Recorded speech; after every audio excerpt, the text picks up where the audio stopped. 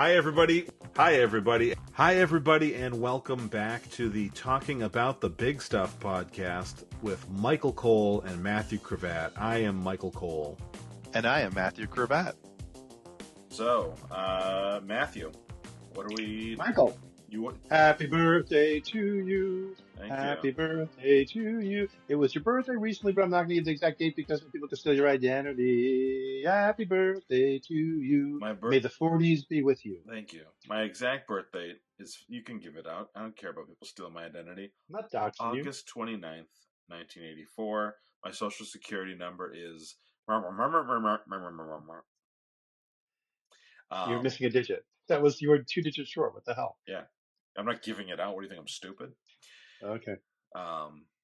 Anyway, the topic for today. Oh, yeah. Today is our first episode recorded within my 40s. So if I seem more mature or grayer or more thoughtful, more somber, if I seem more like a handsome gentleman, that's all the 40s kicking in. Don't worry about that one. You're not. Okay, good. Today's topic. So I kind of want to stick. I had at least 2 episodes in a row about mental health that I had in mind before I was having my breakdown, which I feel decent the last few days. But that doesn't mean. I think it's because you saw me in person. Just seeing me in person is a boost to the system. Yeah, you certainly have that effect on me. But today, can we talk about the elephant in the room before we talk about the topic? Sure. Your father and I got along pretty well. He didn't hate me. Yeah. I feel like the podcast is over. Like, what am I even here for? Well, you didn't do anything to help matters, did you? You were like polite and kind and affable, and that's not. You needed to be a heel so that he could hate you. I don't know. I just don't know. Oh. Your mother like ditched the family to sit with my wife and I for a half an hour. We would be hanging out. I'd be friends with her, not you, if she lived here. Yeah, I mean, like a little bit. Like I think that we don't even go so far. She's a little too religious and a little too on the other end of the political spectrum. She's not like a wackadoodle, but I think that if you guys hung out for long periods of time, that it would not. It just wouldn't be like you guys wouldn't be friends. Yeah. You wouldn't hate each other, but we could be coworker friends. If we were at work, we'd be friends. Yeah. So anyway, so let's talk about your mental health and today's topic. Well, I don't think it has to just be about my mental health.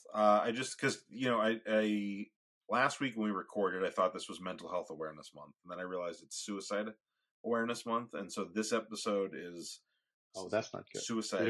Suicide free. I just think mental health wise that it's a good topic, and it I think it's not an evergreen topic, so it needs to be recorded right now. Well, why is it not evergreen? So I want to talk about protecting your mental health during an election cycle, which I find a little difficult. And I find... Wait, is there an election cycle going on now? A pretty large election cycle. I know it's like, it seems slightly hyperbolic, but it is also slightly true, which is this could be the most important election of our lives. I know that was the case last time and the time before, but it really feels like, I don't think it's hyperbolic. It just maybe feels a little bit hyperbolic. No, it's like when Superman is fighting Luthor. Every battle's the most important one if Superman loses. Yes, exactly. Yeah. So we need Trump, our Superman, to win against Kamala Lex Luthor Harris. For a while, Lex Luthor was completely based on Trump. Like there was the version of Lex Luthor that was the rich businessman. It was pretty much the putting his name on everything. Luthor Core, Luthor this. Like it was pretty much. But was Trump. But Luthor's a genius, and like for real, not a very stable genius, but like an actual genius who is actually successful at business. So that's. I mean, Trump being successful in the comics is something that even the comics thought was not realistic enough. Yeah. You had to do something to make it realistic. So just make his father give him a lot of money so it doesn't make a difference how often he fails. Yeah. So I want to talk about, because I think that it's important, because I feel that it's very important to be an informed citizen doing my part. I'm doing my part. To I didn't do shit. Fight those damn bugs. Gotta kill those damn bugs. uh, Doing my part. but I wanted, I want to participate in our democracy and do my part at this point in the election cycle. And I would say at this point in the election cycle, over the last 4 or 5 elections at least, presidential elections. I want to just, obviously there's other important elections, but presidential elections tend to come with a little more weight. So you're going back to like college if you say 5 election cycles, right? Yeah. I mean, 5 election cycles is everybody I've voted for, essentially. But like by this point in that cycle, there isn't. I don't. Maybe Obama versus McCain. There is nothing that could change my mind that I can foresee happening at this point.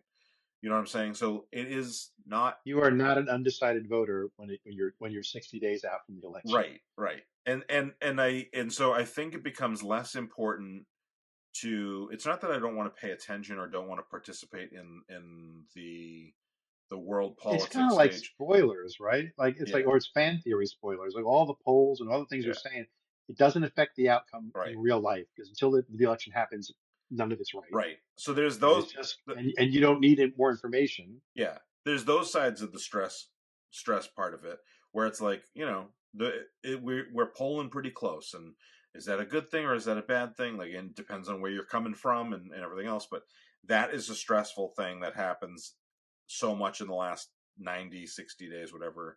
I know right now we're within about 60 days, but the last 30 has been pretty intense too. But um, the thing that happens a lot too is as I get worked up or you get worked up, the other people on the other side get worked up, and then there's a tendency in comment sections in any forum that we're going to talk politics with people who are not on the same page as us. It can get much more heated right now in a way that's not healthy. Nothing. If I go on to into a forum where people who whether they're strangers or people I love, start talking about political stuff, there's nothing that they're going to do to change my mind. There's nothing I'm going to do to change their mind. All we're going to do is get each other pissed off, but also, like, for some of us, that level of stress adds to the the downgrading of our mental health, and it's not worth it. So 4 years ago, you may remember, I went off Facebook right, like, in the early fall of 2020. I was like, I can't fucking be on here anymore, and I've really not been on Facebook at all since. I know that talking about the big stuff posts on there, but I don't really go You have on a there. page, but you don't look at it. Right.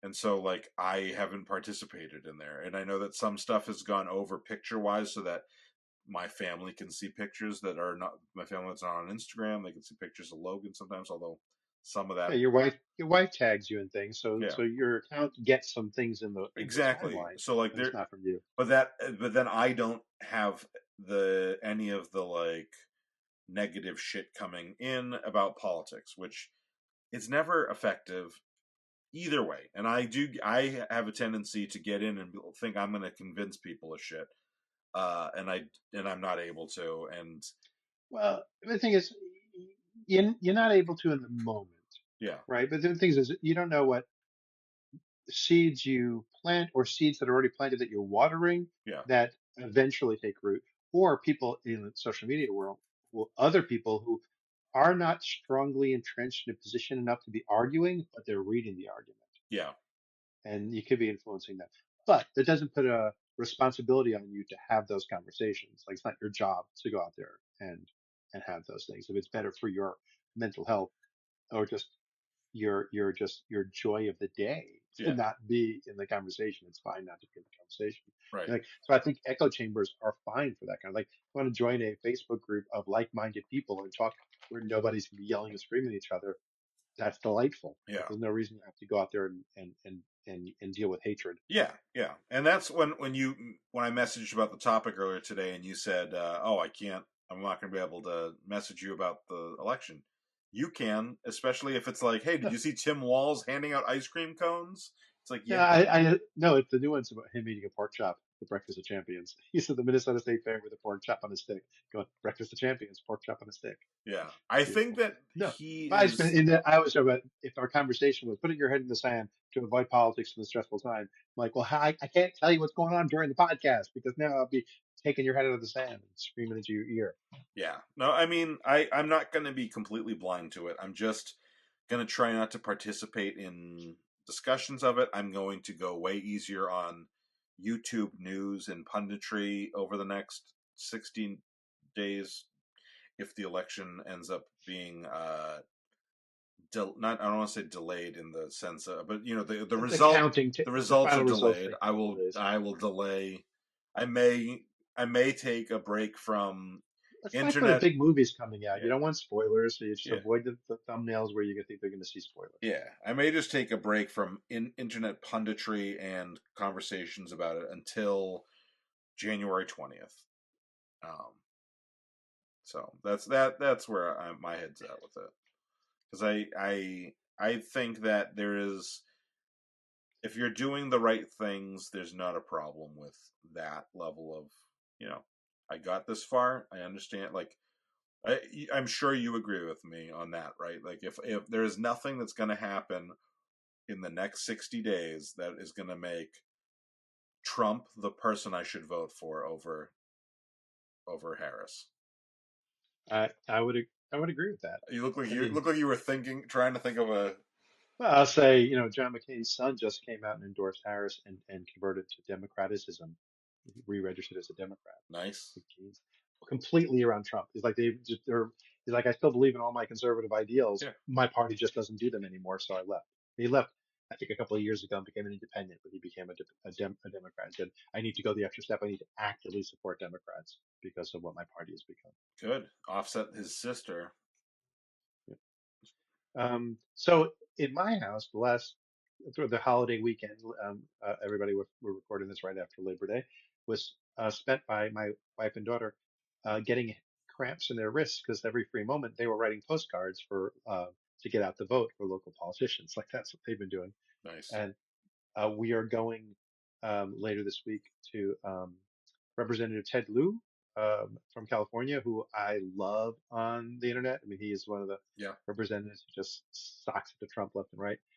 He's going to be in Durham, and we're going to a dinner reception for him yeah. on Thursday. He. That I don't know where it is. Like, you had an RSVP, and then the day of, you get updated on exactly where it is. Oh, that's cool. Yeah. Feels very Eyes Wide Shutish.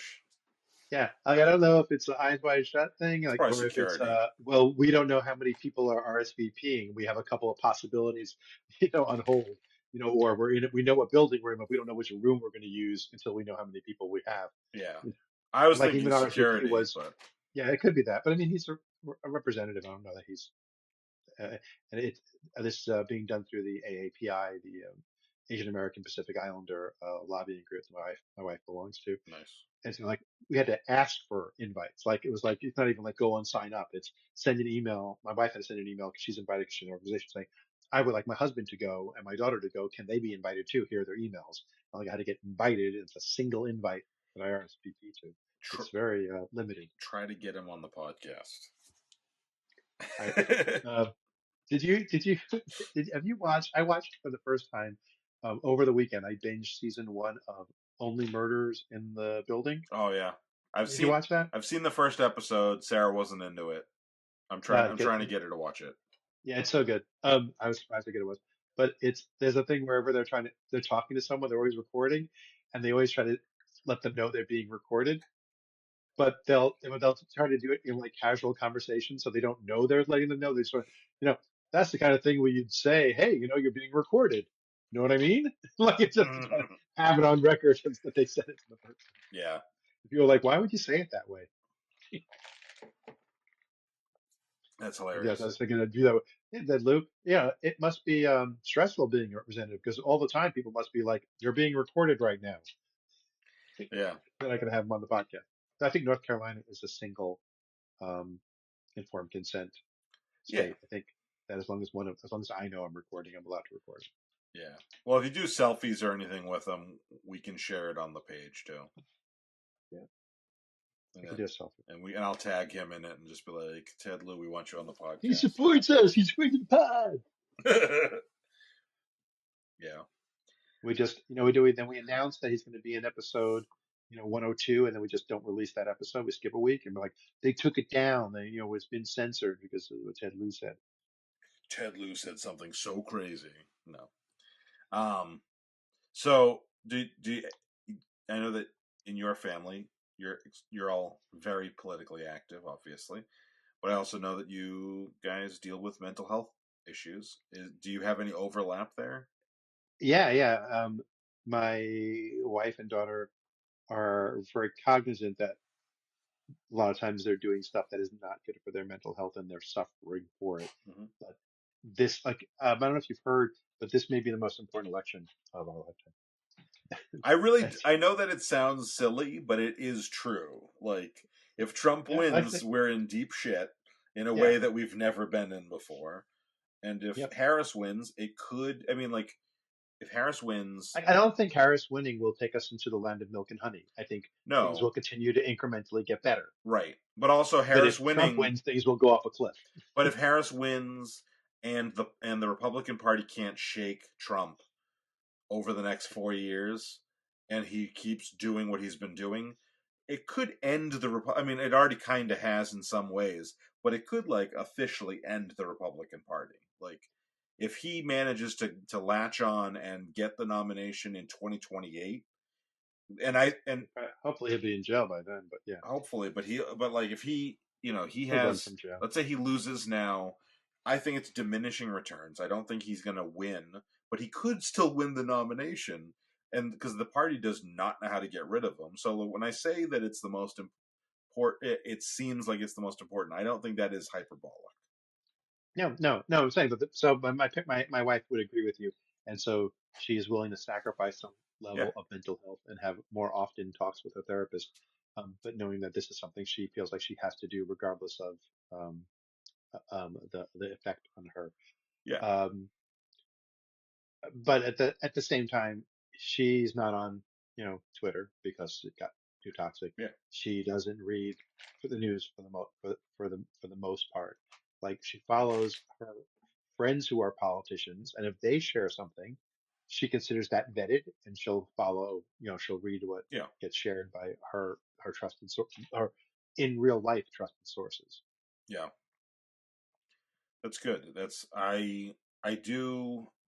I mean, when I watch or read an article about something, I try to vet it myself. Depending on, I do my own research. No, I I just try to make sure that it's like not obviously horseshit. Like Yeah, you gotta it's like, like you mentioned, like avoiding pundits on YouTube and stuff like that. And there are some people I like to watch on YouTube, but I'm like, you guys are so hyperbolic. That gets, you're not oh yeah, like, I'm happy you played that clip because I wanted to see that clip, but you're just over the top with your interpretation of that clip. You're yeah. very skewed. The ones that I follow, I don't think that they are hyperbolic or in their rhetoric as much. I will say one of the guys that I kind of watch occasionally is David Pacman, and his titles are crazy. Right.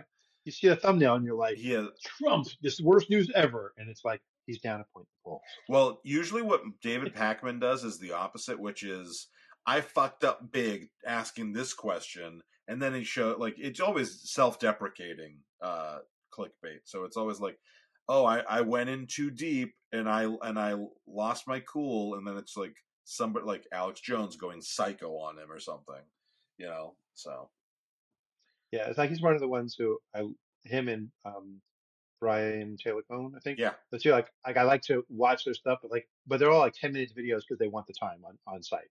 So like a minute in, I'm like, okay, I got the point. I don't need to watch all 10 minutes of your video. yeah, This is just padding your time. But a lot of times, let's say a lot of their headlines are very clickbaity. Like there's a quote, looks like what's supposed to be a hmm, quote, and it's not. It's just a clickbaity take. And I'm like, I just want to see what's the real quote that you're talking about.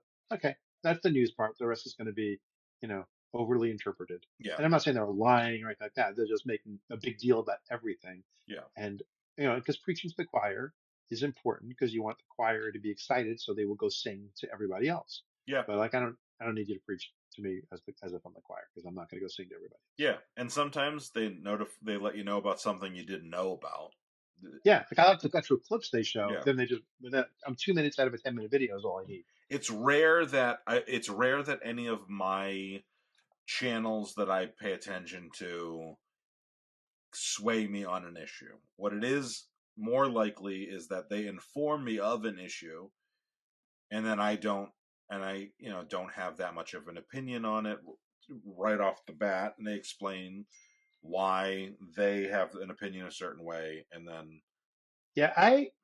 There's the who I trust the most right now is there's a podcast called Prosecuting Donald Trump yeah, that is put out by MSNBC, and it's Andrew Weissman and Mary McCord, and they're both like law professors and former federal prosecutors. He was on the Mueller team, and they break everything. And they're honest. I mean, and they're like, what I hope is this, but most likely, and they're like, they'll side with the Trump lawyers when they did something right. They won't, try to cast everything, in aspersions and stuff. So I listen to them, and then other people. I'm like, oh man, I think you're wrong because you disagree with Andrew and Mary, and they don't seem like they're going to be wrong because yeah, they don't have rose-colored glasses on. They're looking at everything logically. yeah, So I like to listen to their long form deep dive to help me judge whether other people are probably right or not. yeah. I think that's a fair way of doing it too. As long as you just got to keep yourself kind of certain.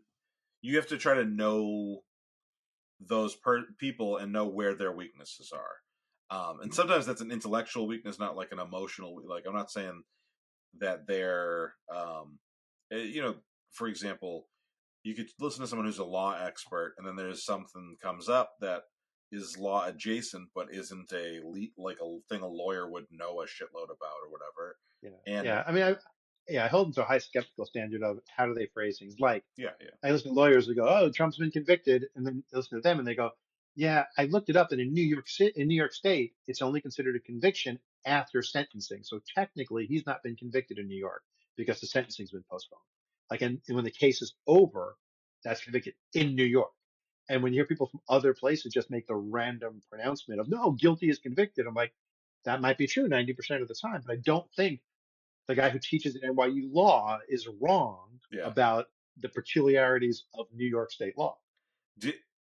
So is that the 30 something counts that he was? Is that what you're talking about? Yeah, the 34 counts. He's guilty. He was found guilty of them, Okay. but according to them, he's not technically by New York state law considered convicted, or Until he's because sentenced. they haven't finished the case. The case is still open because Okay. he wasn't sentenced yet. When the sentencing happens, regardless of what the sentence is, once that's closed, the case is closed, then he's formally convicted. But like it's still ongoing. The guilty decision is what determines that he will be convicted, but he's not there yet by the phrasing of New York law. Like that's Gotcha.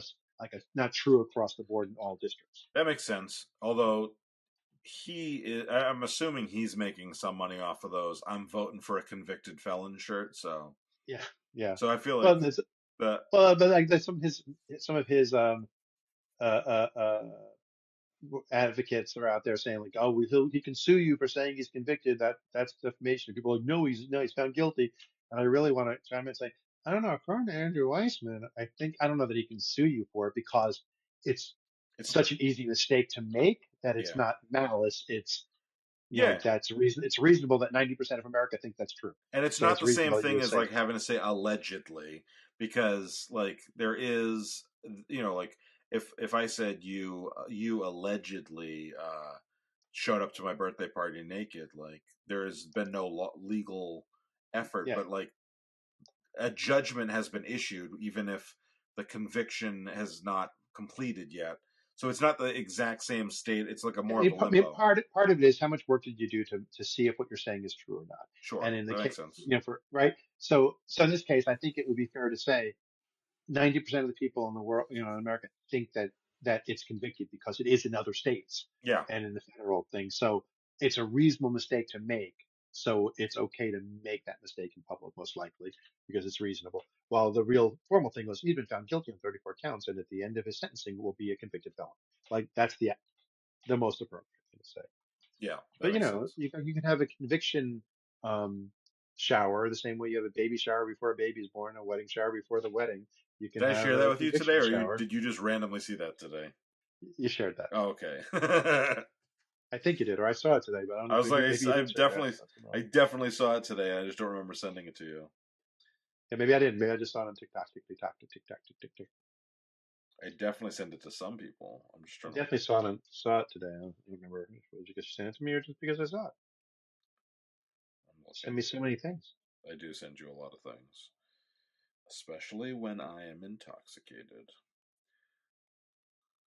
Oh no, the last thing I sent you was the cheese slut thing. She's like, yeah, I may have just come across it myself. Thanks.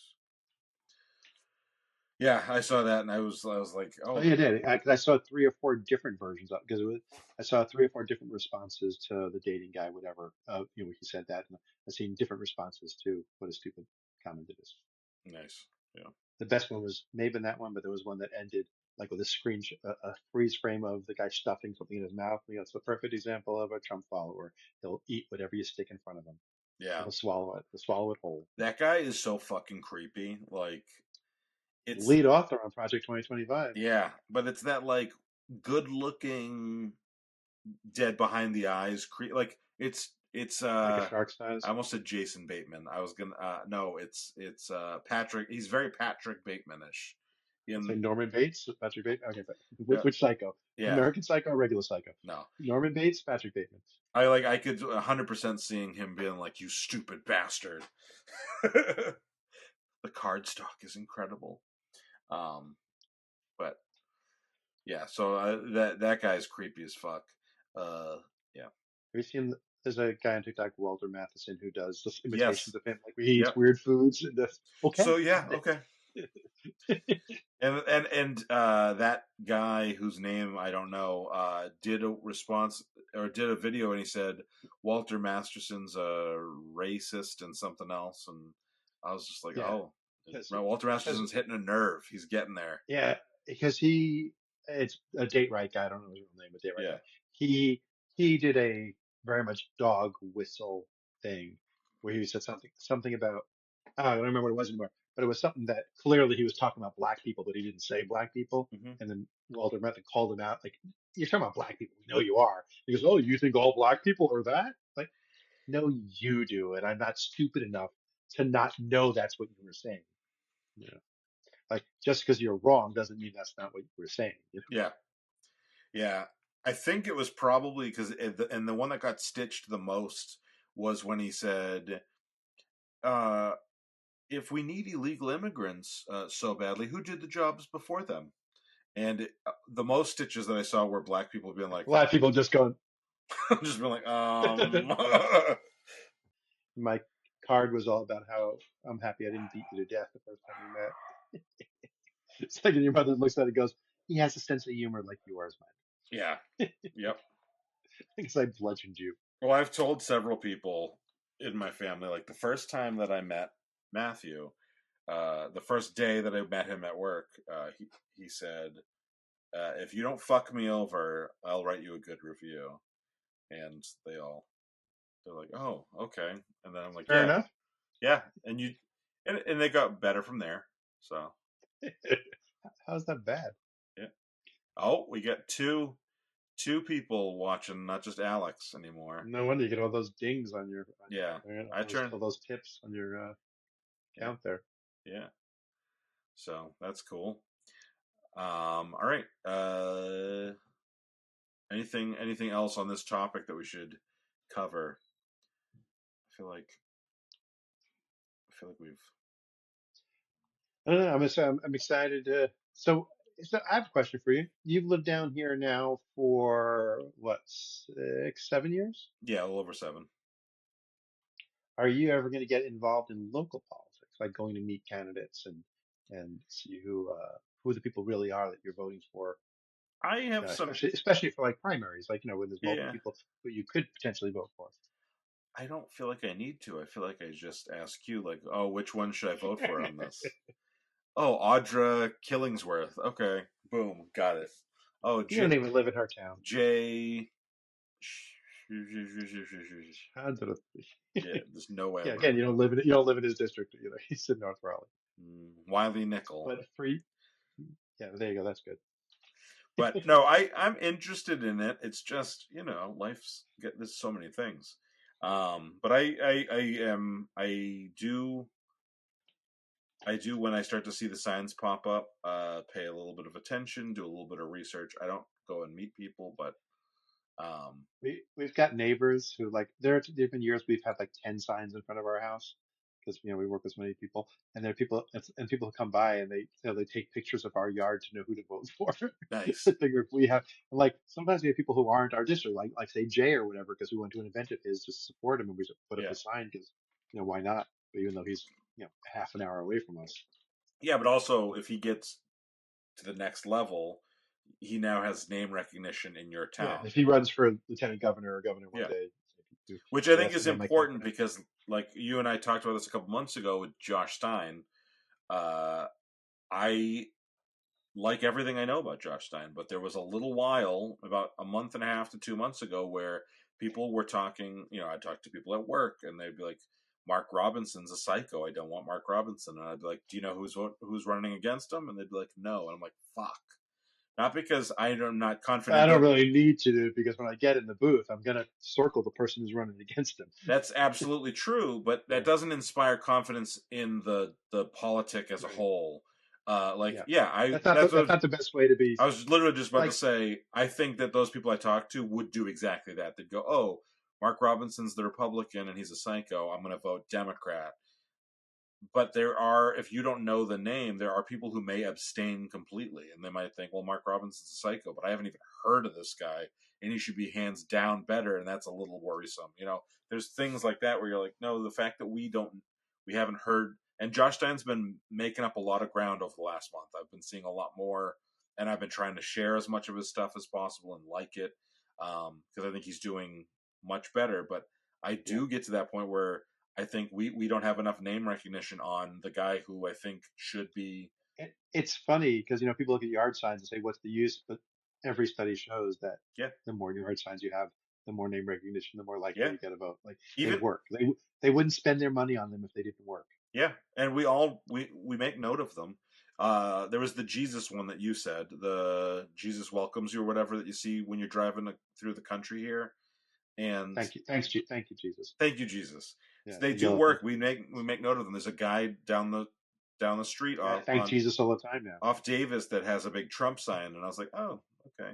And then you see the RFK Jr. ones, and you start to see, like, and you're like, oh, or sometimes it's an interesting name, and especially with local politics, a thing that happens. Actually, I really like this about local politics is you see the name and the position, and it doesn't say the party, which makes me go look the person up every time that I see that happen, because I'm like, is this the person that I'm voting for or not?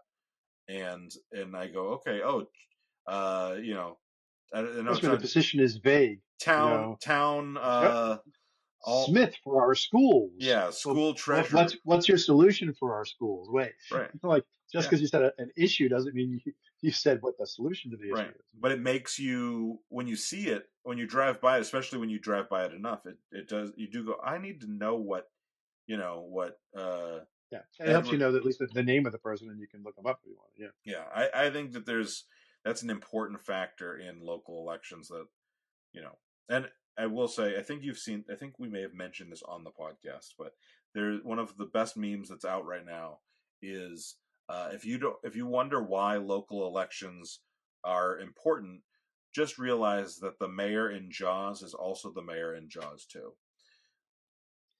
yeah, to go. So yeah, I think I'm not interested in meeting the people. I just am not going to, like, go out of my way to meet them.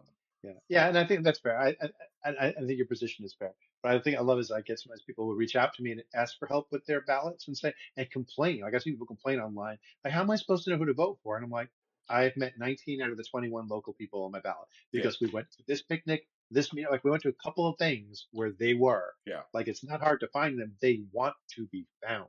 yeah. The, Like, and the couple Triangle Free Thought, times, my atheist group, which I don't mention every single show, we went to the General Assembly to go meet with, went around basically to all the, well, we tried to make appointments for all the, Wake, Orange, and Durham County people, because that's where we live. And out of the 30 something people we reached out to, we got like, 13 meetings. So we ran to meet with people, and one of the guys on the board of directors of my group with me was the same day his aerospace engineering organization that he's part of had their day. So he was jumping between groups meeting. And afterwards, he was like reaching out to my wife saying, "Who do I get in touch with to meet with Jay? Because I didn't get to meet with him." And he was cool. Like he works like a 10-minute walk from the General Assembly, and he's been there like 5 times since. Like didn't know it's so easy. If you want mhm, to meet your person, just reach out to their assistant and say, "Hey, when can I have an appointment to meet them?" And then you can go and meet them. It's not hard. yeah, So it's fine not to want to meet them, but I think it's weird people say I don't know anything about them. It's not, how am I supposed to vote for them? It's like, well, you could know. It's like, it doesn't take a lot of effort. Or when people complain, I don't know what Harris's platform is. She doesn't know a platform. I mean, do you have Google? Because you can go Google a platform. It's not hard to find. Just because she didn't come to your house and whispered in your ear while you were sleeping doesn't mean she doesn't have one. right, yeah, yeah. I will just say that the few times that I've reached out to you, it has not been as much about lack of research. It's more just been like wanting confirmation that, like, like, well, I think, especially with stuff where I think it was a couple times where it was primaries. Like, I think it was the primary for That's when you have to make a the decision. the U.S. Senate seat last time for whoever was filling. Was it Richard Burr's seat? And then, or because Tom Tillis is still there, right? It's Richard Well, Burr was stepping down, and then it was going to be, yeah. I forget the two people, the three. It was the Republican, and but on the Democratic side for the primary, it was a black woman and a white guy, and the white guy won, and then it was like he might be having an affair immediately after he won the nomination. Do you remember? That was a couple. That was a couple of rounds ago. That was against Tillis 2 rounds ago. Oh, okay, Yeah. Yeah. It was 2 rounds ago. Yeah. Because what it was last time was Jeff Jackson was running, um, against Sherry Beasley, but then he dropped out because he was like, she's a better candidate than us. She's going to win, not me in the primary. yeah, So why should we fight during the primary? So halfway through, he dropped out and yeah, he did not have an affair. okay, He's a great guy. okay. So I don't want to lose it. It I was thought I think I follow it was him. it was the previous round against Tillis Yeah, where, the guy, he came out right away that he had had affairs. Yeah. yeah, yeah, And we had met him and liked him, so you never know. Just knowing him, it's not always easy to make decisions. yeah, I'm always like, man, if you care about the party and the government at all, and you want to have affairs, just don't run. It's just easy. Just don't do it. yeah. Or go get open, be in an open marriage, and then just like disclose that immediately. But you know what's weird? I think that in today's electorate, still, maybe it's starting to change. It's easier to forgive someone who said I had an affair and Yeah, it's over and my wife has forgiven me than someone who says my wife and I have an open marriage. I I think like I saying you have an open marriage is probably more of a kiss of death than saying I'm a serial cheater. I think you're right, but I think that if we had more people starting to run and being like, yeah, my wife and I have had an open marriage for the last 20 years, Because uh, the Clintons clearly it do. I mean, I clearly, I think that's what she hasn't left him. that's what it has always seemed like to me. Like she was pissed off that he embarrassed her, not that he did the thing. Uh, Yeah. in and I I that mean, and we I knew before we voted him into the presidency that he had affairs, like as yeah, governor, like that was all on the table already. yeah. I think that that's like that makes a lot of sense to like what you're saying about that's the kiss of death.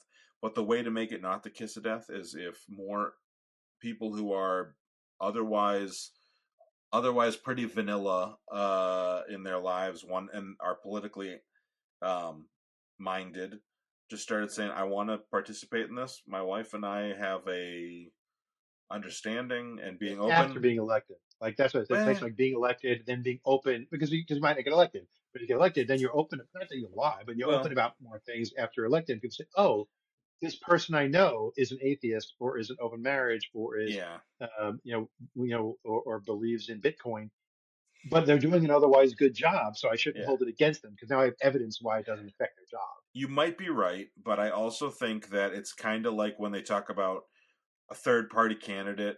We need to get a third party grassroots. You need to have third party people in the local. I think Local politics, yeah. you need to have like your town alderman needs to be like, yeah, I my wife and I have an understanding, and then like we slowly build to this is how we're going to get into this is how we're going to get the kink base into Yeah. politics. Yeah, I mean, and you're not wrong. I mean, Yeah, for and, all the, I think, like and on the Apex Town Council, there's one person who's openly bisexual, and yeah, and she and it's not something she campaigned on, yeah, but she doesn't when it's Pride month and she talks about Pride things, she talks about it. yeah. I It's just a also casual thing that's when it's relevant, it comes up. I also think when it comes down to uh when you think about us doing that, having Democrats who are like, yeah, you know what, I have an open marriage, I'm running for mayor, and slowly building that up. We could become the we at this point in time we have a party that is pretty accepting of um, consensual sex among adults without a whole lot of caveats to it. And then we have a side that is not okay with it, but is doing it. And if we just keep going there and saying, hey, I have, my wife and I have a live in girlfriend or whatever, eventually it will it'll counteract that, like, oh yeah, every time the Republican National Convention is here, uh there's a big sale on butt plugs and cock rings and cock cages that all the sex workers need because there's so much kink, and maybe we can just slowly go, the way that they were able to So pull. we have to normalize it for them. We normalize it for, well, partly, but also maybe then they go, oh, you know what? My kinks are no longer a deal breaker on both sides. I don't have to be, so I can scoot on over to the, because I mean, think about how many people are one political issue is the thing that makes or breaks them on any given side. Like we see it all the time with, money is the big thing. You see someone like a Dave Rubin who was a Democrat, and then obviously the money's better on the right, and they were like, I actually am pretty right and I would like a check, please. But like we have lots of issues where it's this is my issue, and if a party caters to this issue, I'm going to start leaning that way. And I think at this point, us helping to normalize those things could bring out some of the gay marriage thing. I think changed a lot for a lot of the gay rights in general over the last 20 years, changed a lot of minds on both sides. There was, we hear about the Cheneys, and we hear about, I think Laura Bush was pretty pro gay marriage for a Republican, and you start to slowly shift the Overton window. And so I'm saying I will be voting for anybody who comes out as openly in an open marriage, regardless of politics. No. So I got to say that's Trump. I mean, clearly that's Trump. Otherwise, he wouldn't be married right now. Because we clearly know. Yeah, I don't know. I don't know about that side, but I do think that it's not. I think it would be good for us the way that us having Okay, a what I get from this conversation is you are voting for Trump because he had sex with other people than his wife, and his wife did not leave him. Therefore, she's okay with it being open to some level, and that's very public. And so you're voting for Trump. That's what I got from this conversation. perfect understood. Cool. Yeah, but like I think that we have the opportunity to be the ones that are the progressives. Like we're the More progressives. open So minded. yeah, so like the fact that I'm not sure if Buttigieg is the first openly gay person to have a cabinet seat, but he is the first that I'm aware of, and we had the first black president. Like we have the ability to bring a wider net of people in, and I Yeah, that's think one of the things that atheists like to talk about is that um, Barney Frank was openly gay in Congress, yeah, and then after he left Congress, he was on Bill Maher's show and he said that he's an atheist. Like, I'm Jewish, I'm an atheist, and it's like he was willing to be openly gay in Congress, but he wasn't openly atheist in Congress. yeah, That only came out when he left office. yeah. Is he still alive? I haven't seen him recently. Yeah, but he was old. Yeah, I haven't hung out with him or anything. No, He had a dog like this. He yeah, had a growly voice. yeah. So And he was an atheist, but didn't come out until after he wasn't in office anymore. We were all like, "What the fuck? yeah, You're in office. You were so bravely openly gay, but you weren't openly atheist. yeah. And you're from Massachusetts, so it's probably not going to hurt you there." I think You that know, the atheist part would have hurt him more than the gay part, though.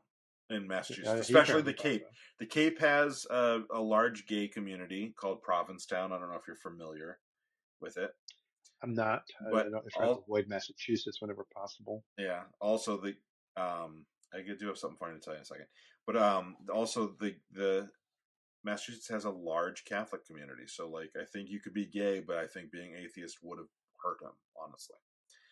Back to the point that I was going to say, or the story I was going to tell you is, so my two of my aunts, the older two that were at the party, uh, they are from Waltham, and at dinner the night before the party, we were talking, everybody was talking, and they all joke because those two think everyone should live in Waltham, like they just think Waltham's the greatest, and so they joke, Selma and Patsy, right? yeah. Everybody else was saying, like, quietly says, not within earshot of them, well, Waltham's the center of the universe. And then someone said, it kind of is, though. I meet people who know about Waltham wherever I travel. And I remember that you mentioned Waltham on the podcast like 2 or 3 weeks ago because, I mean, Brandeis is there, and Brandeis is a big Yeah. college. But I just thought that was funny. Ex-friend of mine went to Brandeis. Republican? It was a Trump related thing. Yeah. Yeah. When Trump won the first time, I posted a meme like the day after the election Oh, you're about one of like them. it's not me that I'm worried for. It's my gay friends, my trans friends, my Latino friends, my Indian friends, whatever list of people. And it's like, oh, you're with them, and I'm like, I don't even want to know which them he means. Yeah. I don't even want to know. Yeah. All right. Should we start wrapping it up? Sure. Okay. What kind of wrapping paper should we use? What was the best wrapping paper you got for your birthday? Obviously, the everybody else put stuff in bags with like stuffing in it. A So, little fluffy. And I took the time to buy and personally hand wrap with Justice League oh, wrapping paper. one more thing. So those two aunts, one of the things that they do is Selma and Patsy. yeah, they give out. They used to cut you off at like 18 or 21, but they give out. Uh, they'll give you the number of ones that is your birthday. So I got $41 bills, and they had handed me the envelope when they got there, and I didn't open it. I wasn't even thinking about that because it tends to be on bigger birthdays now. It doesn't tend to be every single year you get like. So I wasn't even thinking about it. I put it with the other cards, and I'm sitting there, and my grandfather turned 90 a month ago, and this is their brother. One of them is older than him. One of them is younger than him, and they start telling how they handed him his envelope, his card for his birthday, and it was fat. And he was like, "Why is it fat? Please tell me you didn't put $91 bills in here." And they were like, "We Yeah. did." And then I laughed and I said, "Oh, now I understand why my envelope was fat. I wasn't even thinking about that." So I pull the envelope, I pull the ones out, and $41 bills, and they're crisp. They go to the bank and get crisp new ones if they Yeah. can. $41 bills it's a relatively fat little stack. Like you're kind of loaded. Yeah. And then I was like, 90. Holy shit, that's gonna be a Yeah, fucking that's fat. a hell of a stack. Yeah. He's So ready to go to the club. yeah, So when we got married, I used to work for my dad part time, like when I was in college in New York, and like in high school, if we had a Jewish holiday day off, and my dad's store was open, but work was closed, I go work for the day, whatever. And his partner thought it was the height of comedy. Yeah, I get paid in cash on the table. And his partner thought it was the height of comedy to staple like nonstop around the perimeter of a stack of cash that they were paying me. So when I worked like for the summer and I worked, all week long, I was getting a decent amount of cash and he would staple it and I'd be there with a staple remover for fucking half an hour pulling staples out. His wedding present to Malavi and I was $1,018. Not all in singles. Oh, 18 is Jewish good luck number, so it was $1,000 gift, and you get 18 for good luck. Fucking stapled all around, and like we took it, we went to Disney World for our honeymoon, so it was perfect. Like this was our cash for the entire trip. It was great. We didn't have to, use credit cards or anything. But I had to fucking remove staples for half an hour. nice. What year did you get married again? 92, We could have been at Disney World at the same time. October, I, 92. I think I was in. I think I was there in April of '92. My family, my parents, my grandfather paid for my parents and my sister and I to go. Yeah, it's real weird that you now have met them all, and you didn't meet my grandfather, but you met my parents and you met Sam after just referring to her as Sam for the last 4 years or 5 years. Yeah. No, since we met, because when you worked for me, I was reading the science fiction story you were writing, where she was the protagonist. So I knew about Sam Oh yeah. like right away when we were working Yep. the whole time. Yeah. I gotta like figure out what I'm doing with that because I do like that story, but we'll see. All right, so before we do our sign off, we'll throw it to Alex's piece in a second, but I want to just say, if you are wanting to support the show in in any way, it would be great if you give us likes or whatever. But also, we have Patreon, and if you go on Patreon.com/talking about the big stuff, you can access these live videos when they're happening. You can get other versions of the show, and you can get it all earlier than everybody else, and that's the key. But there is uncensored versions for $10, less censored version, or minimal censored version for $3, and then just the regular version but early for $1. Although $1 does get you the live stream, which is uncensored, right, Matthew?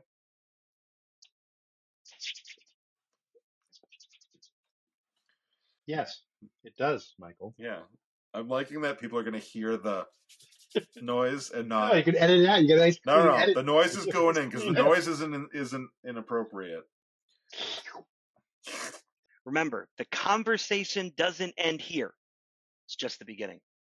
If you have thoughts or questions or topics you'd like us to tackle in a future episode, drop us a line on our social media channels. Engage with this video when you are now watching it as a VOD on YouTube. Send us an email.